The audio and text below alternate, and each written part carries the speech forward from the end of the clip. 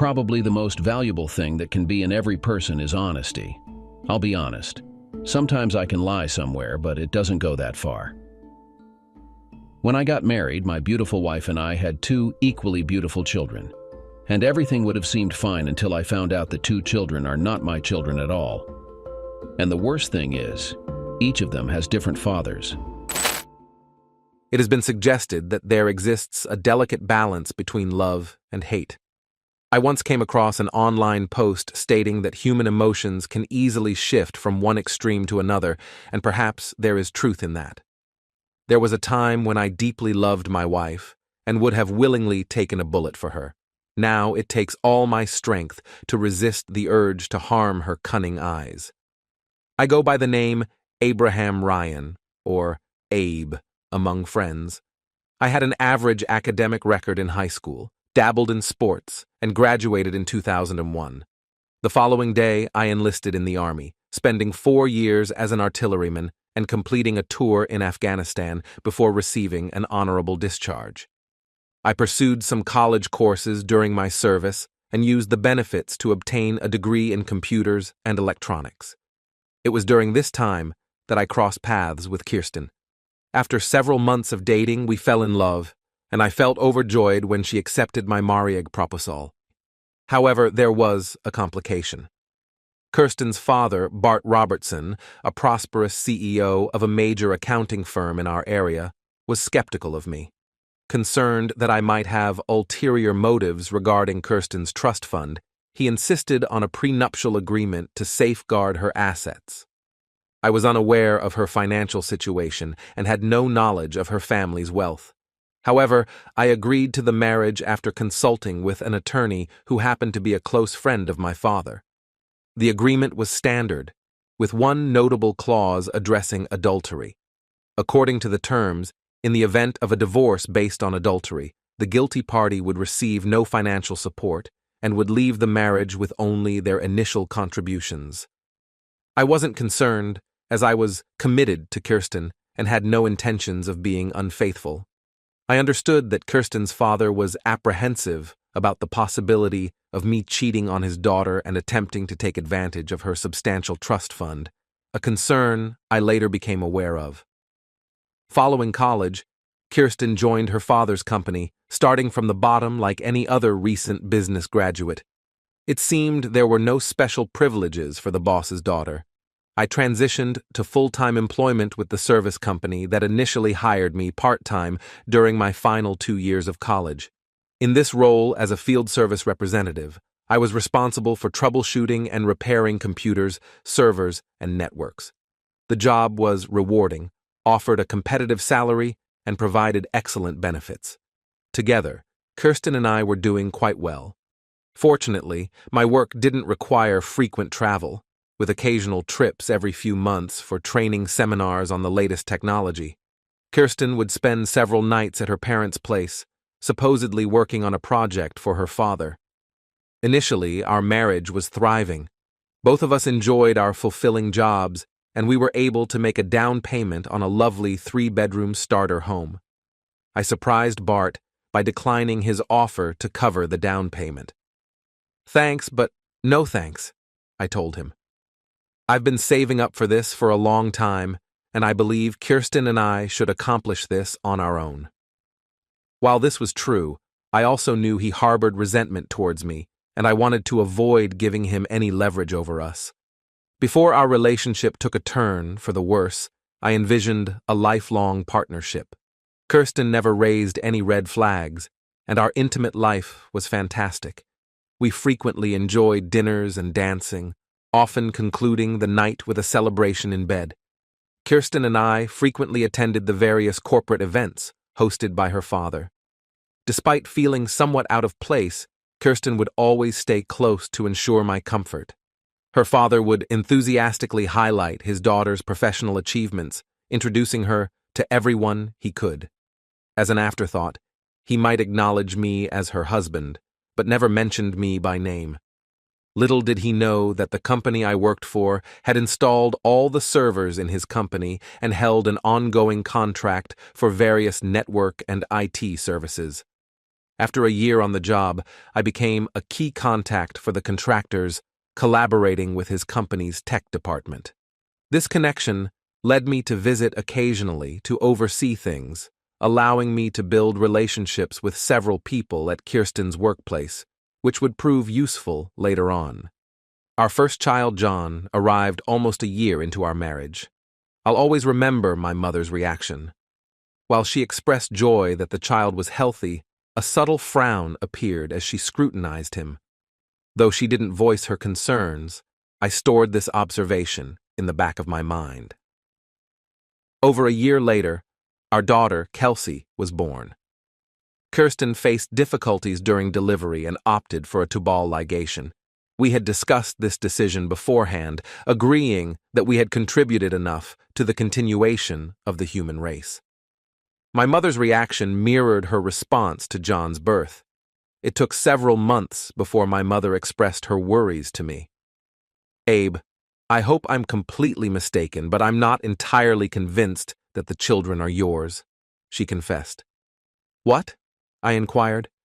"Call it a mother's intuition, but I truly believe it's necessary to have the kids undergo testing just to be sure," she suggested. Trusting my mother and aware that she wouldn't bring up such concerns without a valid reason, I decided to seriously consider her advice. Kirsten and I easily adapted to the married with children lifestyle, and life in the Ryan household was delightful. When people asked how we were doing, we would say, "Living the dream." I temporarily set aside my mother's worries, convinced that Kirsten wouldn't betray our relationship, right? Everything was going smoothly until around 4 or 5 months ago. That's when Kirsten informed me that her father had brought in a manager from New York and was considering appointing her as his personal assistant, or PA. According to Kirsten, this would entail working longer hours and possibly traveling to meet clients across the country or even globally. Curious about the potential impact, I asked her one night, "How often would you have to travel?" "I don't know. Maybe a couple of times a month," she replied. "And for how long?" I inquired. She shrugged. "Not certain. The previous manager in that role would sometimes be away for as long as a week or even more." "A week?" I exclaimed. "Or more. That's going to be challenging for the kids, not to mention us." "Don't worry," she reassured me. "I'm just one of 3 people being considered. I doubt I'll get the job. But if I do, it would mean a significant increase in salary for me, which translates to more savings for retirement and the kids' college fund. We have some time to adapt, though. They won't be making any final decisions for a couple of months. Meanwhile, I'll be spending extra time with my dad until the decision is made." I wasn't thrilled with the news, and I wasn't convinced that we needed the extra money. However, I knew better than to disrupt the situation without gathering more information. My military experience had taught me the importance of obtaining reliable intelligence before taking action, so that's the approach I decided to take. A couple of days later, I found myself at Kirsten's company conducting a routine check on the server room.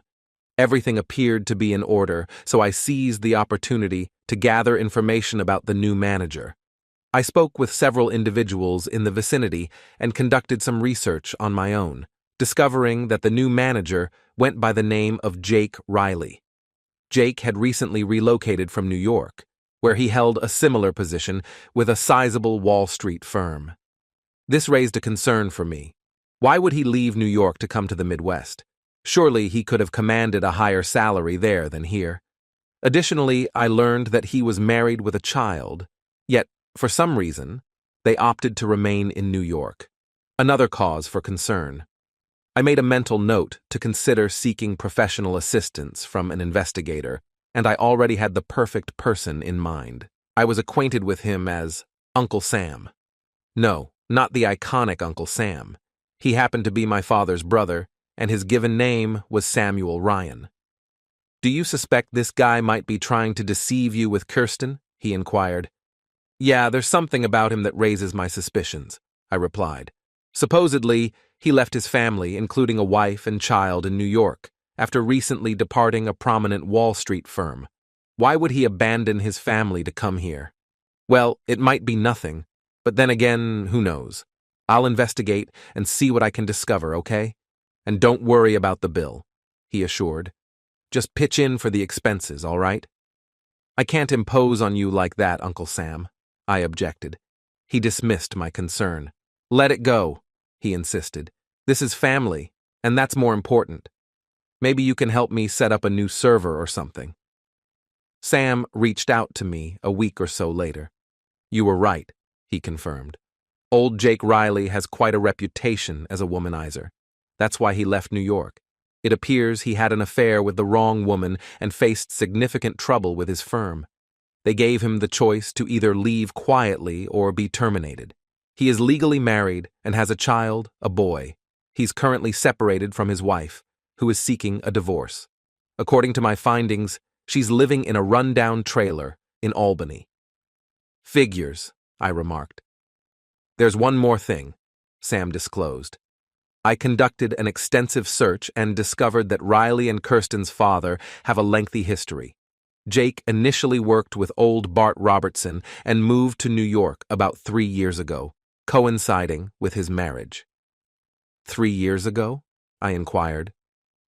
Do you know if Jake and Kirsten knew each other back then? It's quite possible, Sam said. They both worked for the same company, and Jake was known to visit the Robertson household frequently. It struck me as unusual. Jake was never brought up or mentioned before this all began. I remembered several evenings when Kirsten would head to her parents' house claiming to be engrossed in a project. I also recalled the times she spent the night, insisting it was a crucial project for the company. There's another piece to this puzzle, Sam revealed.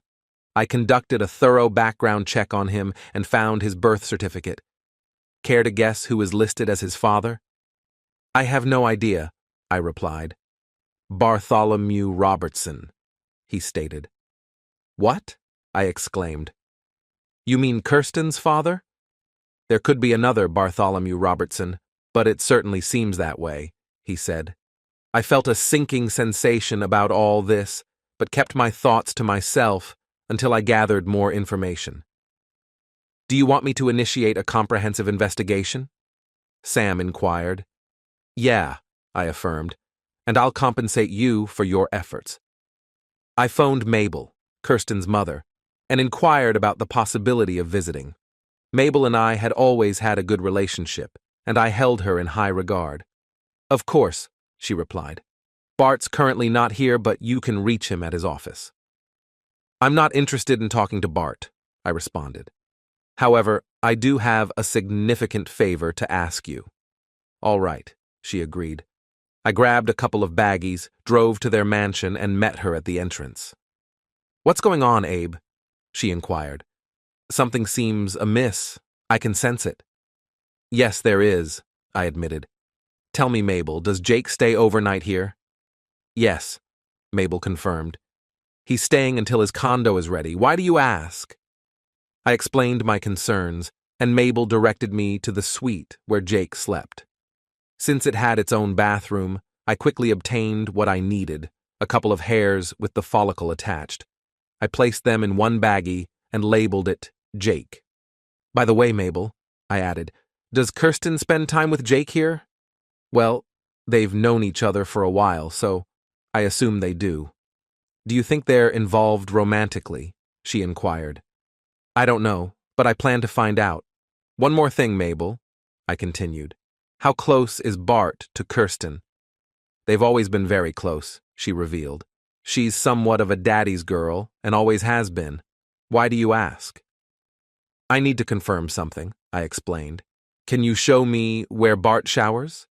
Sure, Mabel agreed. Follow me. We entered Bart's dressing area, and I discovered a couple more hairs with the follicle attached. Bingo. I bagged them and labeled the bag Bart. What's happening? Mabel pressed. Really? Mabel, I don't want to say anything until I have evidence. I'll update you on what I discover, and please, don't share this with anyone. I won't, Abe, she assured. Just be extremely cautious. Bart can be quite vindictive.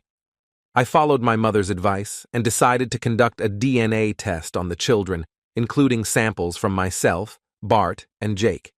Spending the entire $500, I received the results within 2 days. Shockingly, the test revealed that neither of the children was biologically mine.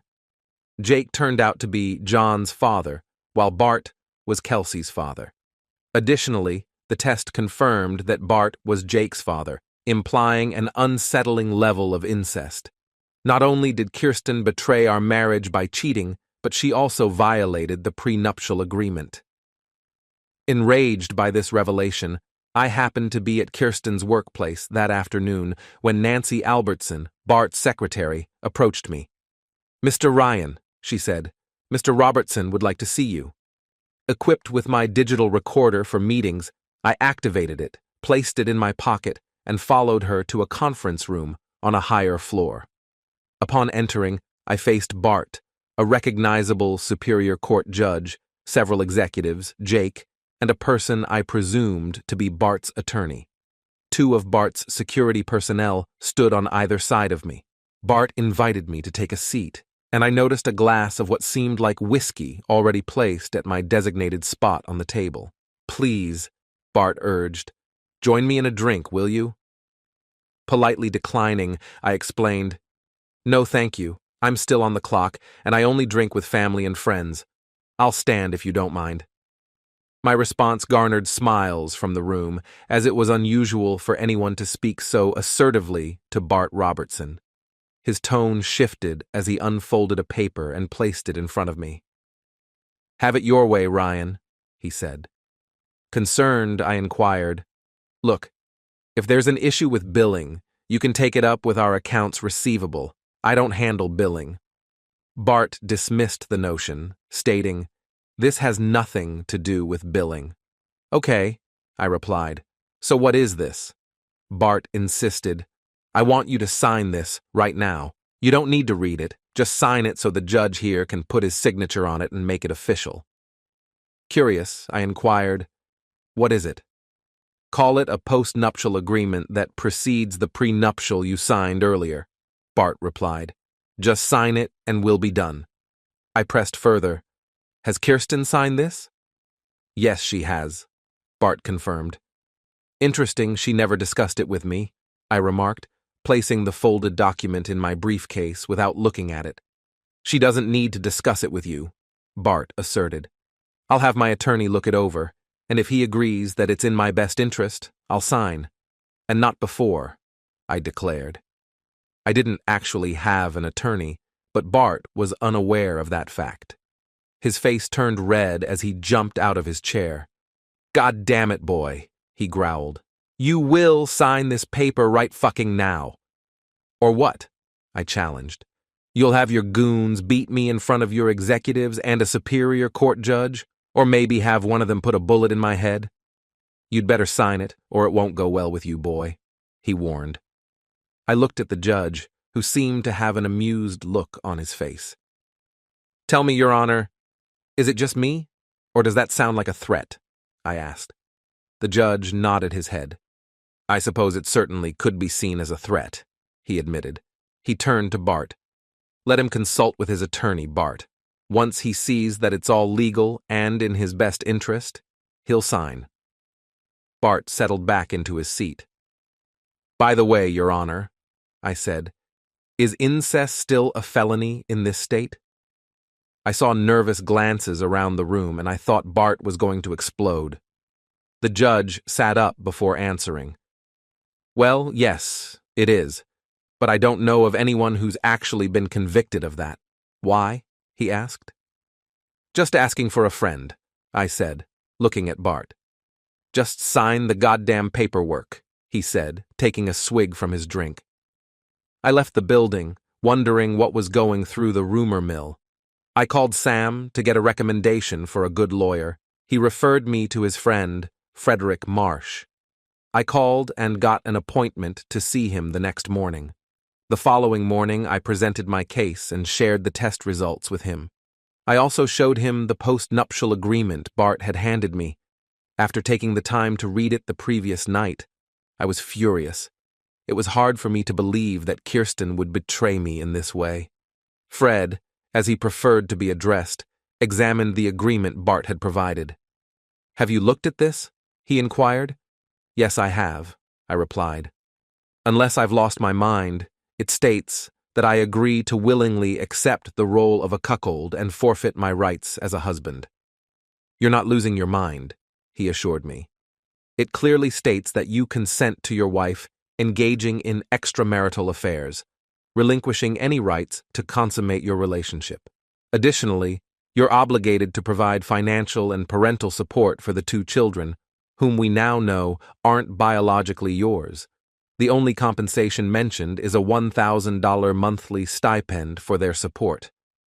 Other than that, you'd be in a precarious situation. It also stipulates that you would surrender 80% of your salary and retirement in the event of a divorce. You'd be required to pay alimony and child support. In essence, you'd be reduced to nothing more than a live-in caretaker for the children." "That can't be legal," I protested. "While it's not entirely illegal, it's undeniably outrageous. I can't imagine any court endorsing this. Plus, you'd have to be deemed mentally unfit to agree to such terms," he remarked. "What about their incestuous relationship?" I inquired. Fred confirmed to me that engaging in incest between adults in this state is considered a felony, carrying a potential punishment of up to 25 years in prison. Despite my reluctance to raise 2 young children who were not biologically mine and my hesitation to bear any financial responsibilities, I cherished the kids and desired to maintain a presence in their lives. My sole objective was to terminate this fraudulent marriage. Fred assured me that he would prepare the necessary divorce paperwork, citing adultery as grounds, leveraging the prenuptial agreement. Given the circumstances, Fred suggested that I pursue custody and let Kirsten fight for them if she truly wanted to. We agreed to postpone the legal proceedings until we knew whether Kirsten secured the new job. The atmosphere at home grew chilly in the following weeks. Kirsten reacted strongly when I brought up the post-nuptial agreement. "What is this?" I questioned her. "Do you really expect me to agree to something like this?" "It's not a big deal," she replied. "It's just something my dad wants you to sign." "Did you read it before signing?" I inquired. "Of course I did," she affirmed. "So you want me to endure a loveless, sexless marriage while you pursue other relationships? Meanwhile, I'm expected to take care of your kids. This can't be serious," I retorted. "I am serious, Abe," she insisted. "I love my job, and I won't quit. I love you, and you'll be provided for. So why does it matter?" "Provided for?" I questioned. "I don't want to be taken care of. I want my wife back. I want a family of my own. I won't be trapped in a sexless marriage, serving as nothing more than your live-in nanny."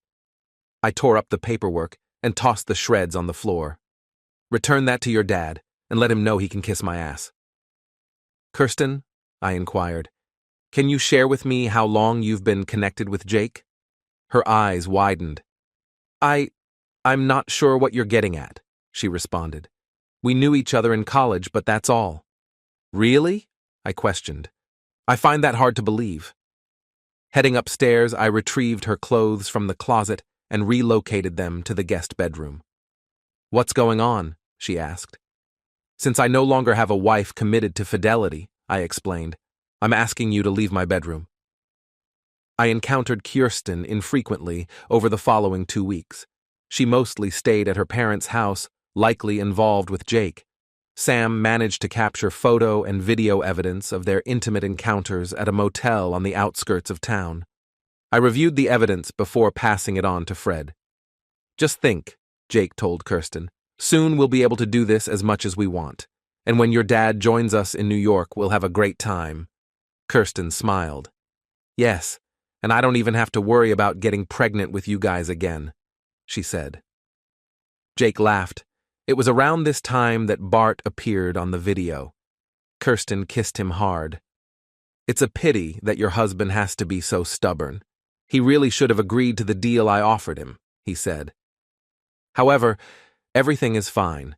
Once we're in New York, they'll be taken care of forever. Jake and I will arrange everything exactly the way you want, honey. Abe, the children and his parents will suddenly go missing. Abe's house and his parents' house will mysteriously burn down after they are all shot. Their bodies will be cremated and scattered throughout the countryside. No one will find them. We'll declare them dead, and then you'll have Abe's insurance, home insurance, and no problems with the kids. Until then, we will lie low and give them no reason to suspect us. What about Mom? Kirsten asked. What's wrong with her? She's too scared and stupid to do anything about it. Don't worry about her, dear, Bart said. Kirsten smiled. I can't wait, she said, caressing her father's manhood. Now take me. By this point, I was boiling with anger. Not only had my supposedly loving wife betrayed me with her father and her boyfriend half-brother, but they were also conspiring to have us killed. Fred assured me that the authorities had been notified and actions were underway to bring them all to justice. Finally, Kirsten dropped by the house briefly to share her news. I got the job, she announced, smiling.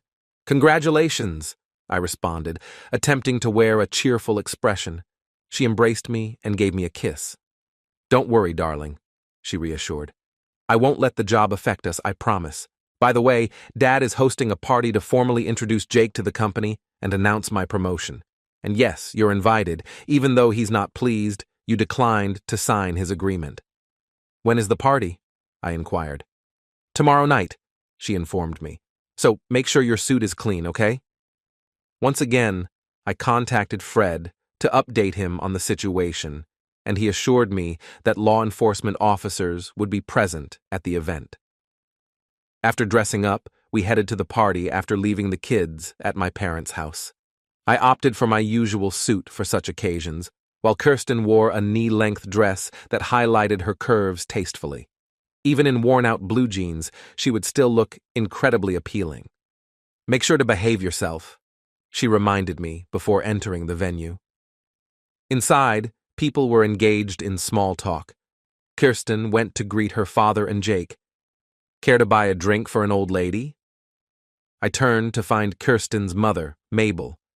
We went to the bar, and I ordered a beer for myself and a cocktail for her. Abe, you're a decent man, she acknowledged. I'm truly sorry for everything. Why does your husband harbor such resentment against me? I inquired. It's simple, she explained. You're too blue-collar for his taste.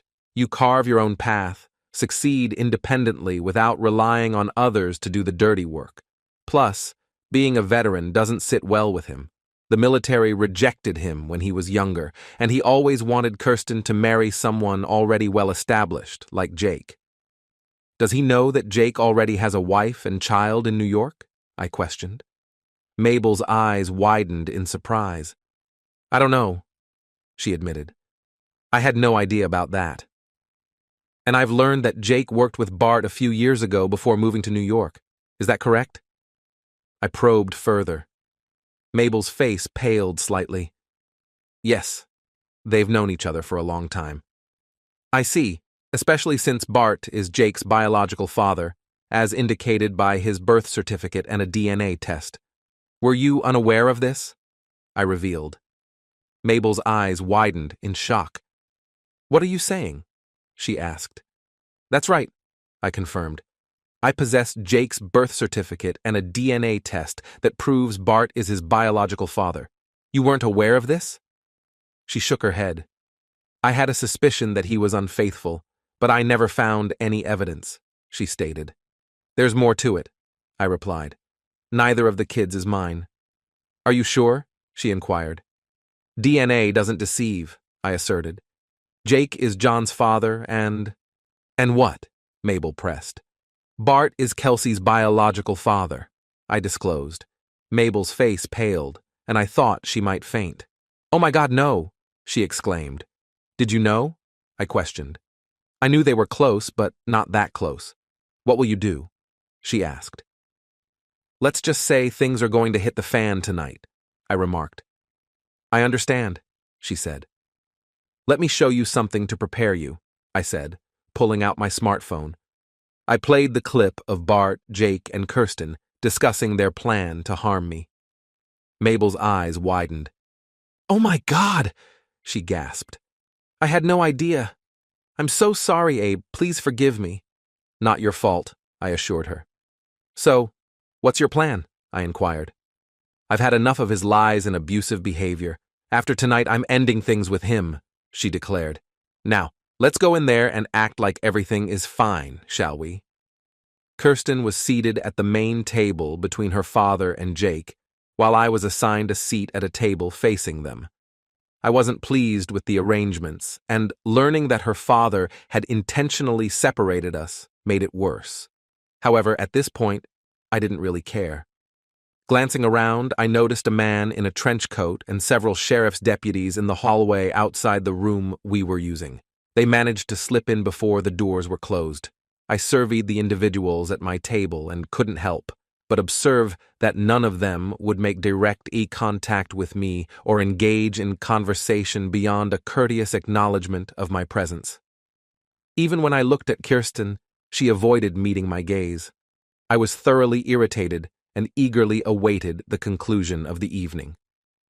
Bart rose from his seat and gently tapped his glass to gather everyone's attention. "I'm delighted to see you all here tonight," he exclaimed with a smile. "Allow me to introduce our newest team member, Jake Riley. Some of you may already be familiar with Jake, as he worked with us as a contractor 8 years ago. Jake will be overseeing our marketing efforts and collaborating closely with all our clients to ensure their needs, as well as our stockholders' interests, are met." This clarified why I hadn't encountered Jake at such events before. Contractors typically weren't invited to company functions like this. Applause filled the room as Jake stood, and I mustered a polite, yet subdued clap. Bart continued his announcements. "I'd also like to introduce his new personal assistant. Not only is she an outstanding contributor to the company with a sharp business mind, but she also happens to be my daughter, Kirsten Robertson," he mentioned, using her maiden name. "Apologies," he added. "I meant Ryan. Kirsten Ryan." Kirsten stood up, smiling, yet never once casting a glance in my direction. I wished I could disappear under the table, but Bart wasn't done. "I've heard it said that personal assistants are often like work spouses," he remarked, looking directly at me. "I'm confident that she'll go above and beyond to make Jake's professional life as smooth as possible." Jake embraced her, keeping his arm around her as they faced the audience. Kirsten took a seat, clearly feeling embarrassed. I was torn between the urge to retreat or leap over the table to confront Jake and Kirsten's father. "Now," Bart announced, "let's enjoy the meal." Everyone eagerly dug into the food, but I could only manage a few bites. I glanced at Kirsten, but she was engrossed in whatever Jake was saying. She looked at me with sad eyes a few times, and I hoped she would stand up and reject the job her father was offering. Unfortunately, she didn't. The others at my table seemed visibly uncomfortable on my behalf. After the meal, as everyone stood to leave, I approached Kirsten, but was intercepted by Jake. He shook my hand, purposefully squeezing it to assert dominance. I returned the grip even stronger, maintaining direct eye contact, and noticed a slight grimace on his face as he let go. "So, you must be Kirsten's husband," he said with a smirk. "Yes, I am," I replied. "At least for now." His surprise was evident, and Kirsten recoiled. "Don't worry, I'll take very good care of her for you," he said, walking away. Kirsten looked at me questioningly. "What was that all about?" she asked, clearly displeased. "Let's see. Your father intentionally separated us, conveniently forgot to use your married name, and that work wife comment from Jake really annoyed me. I also noticed how friendly you two seemed. I don't appreciate being publicly disrespected like that, so no, I'm not very happy right now," I explained. "I'm sorry," she said. "I'm sure Daddy didn't mean anything by that." "I highly doubt that," I informed her. "I'm sorry," she responded.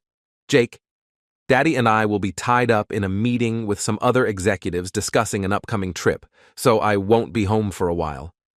Well, before you head off to your crucial meeting with your work partner, there's someone I'd like you to meet, I said, gesturing towards the man in the trench coat. He approached us, clutching a sizable manila folder. Kirsten Ryan? He queried. Yes, she confirmed. He handed her the envelope. You've been served, he declared, loud enough for everyone around to hear. Kirsten's complexion paled, and gasps could be heard from those nearby. She opened the envelope and examined the first page, labeled Petition for Dissolution of Marriage. What is this? She inquired. A divorce, I informed her, citing adultery as the grounds. I've also included DNA test results, confirming that Jake is John's biological father and your father is Kelsey's sperm donor. It turns out Kelsey is your half-sister. Oh, and by the way, Bart happens to be Jake's biological father. I've invoked the prenuptial agreement you signed at your father's insistence, and you'll also notice there's a restraining order mandating that you, your father, or any of your representatives, including Jake, stay at least 500 feet away from me, the children, my family, or the house. If you need to arrange a time to collect your belongings, contact my attorney. I don't want a divorce, she protested, tears welling up in her eyes. I desire a trustworthy and honest partner, not one who cheats, lies, and schemes. By the way, I recommend you sign those documents promptly. You won't appreciate the consequences if you choose to contest it. I possess various videos featuring you and Jakey, and I doubt you want that information spreading to everyone you know, I conveyed. Don't concern yourself about the kids. I'll take good care of them for you. What do you mean? She inquired. There are a few more individuals I'd like you to meet, your father and Jake, I remarked, gesturing to the deputies. Bart and Jake approached us before the deputies reached our location. What the hell do you think you're doing, boy? Bart snarled. Screw you, jerk. I'm divorcing Kirsten and handing all of you over to the authorities, I declared. Bart tried to grab my shirt, but a deputy intervened. Bart Robertson, you're under arrest for incest and conspiracy to commit murder, he announced, eliciting audible gasps from others in the room. 2 additional deputies apprehended Jake and placed him in handcuffs. Kirsten looked at me with shock in her eyes. Abe, you can't mean all this, she pleaded. I love you. Nonsense, you deceitful woman, I retorted. 2 more deputies detained her, reciting her Miranda rights. Bart went into a rage, his eyes bulging. I'm going to kill you, you damn son of a bitch, he screamed as officers dragged him away. A news reporter with a camera was just a few feet away, capturing the entire incident. Mabel approached Bart and delivered a kick to his groin. Too foolish, am I? She yelled. Screw you, jerk. I'll show you foolish. Consider yourself divorced, you disgusting, incestuous piece of garbage. A deputy calmly moved Mabel aside as 2 others escorted Bart away. The news that evening was certainly worth watching.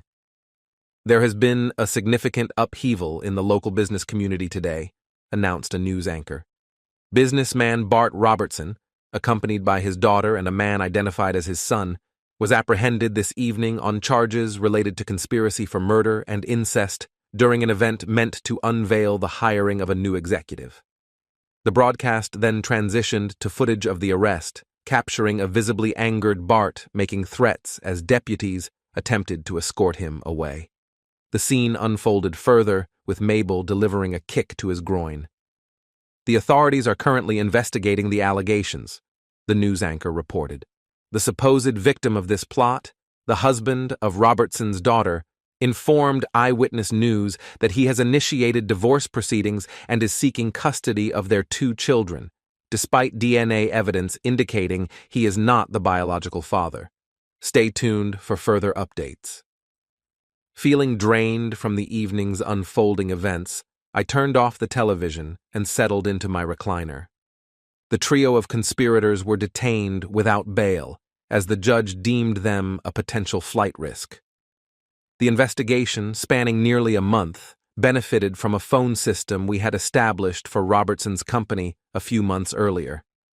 This fully digital system recorded all calls, both incoming and outgoing, with a prior warning stating that calls would be recorded for training purposes. Despite Bart's arrogant assumption that his calls wouldn't incriminate him, they ultimately did. Investigators successfully identified the individual Bart had paid for the orchestrated attack against us. Some of the gang members who had received payment decided to cooperate with authorities, providing comprehensive details. The plot also involved an attorney and a superior court judge. While not obligatory, both Mabel and I testified against our respective spouses. The video evidence provided by Sam proved highly beneficial, along with the DNA results I submitted to the district attorney. Additionally, we discovered that Kirsten's inappropriate relationship with her father had started during her high school years, and he was the one who introduced her to Jake. In the end, all three were convicted on all charges and faced lengthy prison sentences. Mabel, as it turned out, was anything but unintelligent. Unbeknownst to me, she held 2 master's degrees, one in business and another in economics. Additionally, she closely monitored Bart's business affairs and comprehended the intricacies of the operations. In the divorcee, she outmaneuvered Bart, claiming nearly all his assets, including the house and the business, and assumed control. In just 6 months, she revitalized the company, turning it into a profitable venture. Surprisingly, she also proved to be a loving grandmother to the children. I encountered Kirsten one final time before she began serving her 25-year sentence. "I've signed the divorce papers," she declared, pushing the folder toward me. After confirming all the signatures, I questioned her. "Why?" I inquired. "I thought we were deeply in love and planning to spend our lives together." "I don't know," she admitted. "Dad has always been my first love. I thought I could move past that, but apparently not." "But why harm us? Why harm your own children?" I pressed. She shrugged. "I had hoped you would agree to the terms Dad proposed. When you didn't, I felt I had no other option," she explained. "It was foolish, I realize. I'm sorry." "Indeed you are," I retorted sarcastically. "I know you don't believe me, but I truly loved you. Is there anything I can do to make amends for all the pain I've caused you?" she pleaded, tears welling up. I glanced at her for the last time. "Just one thing," I replied before walking away. "Rot in hell."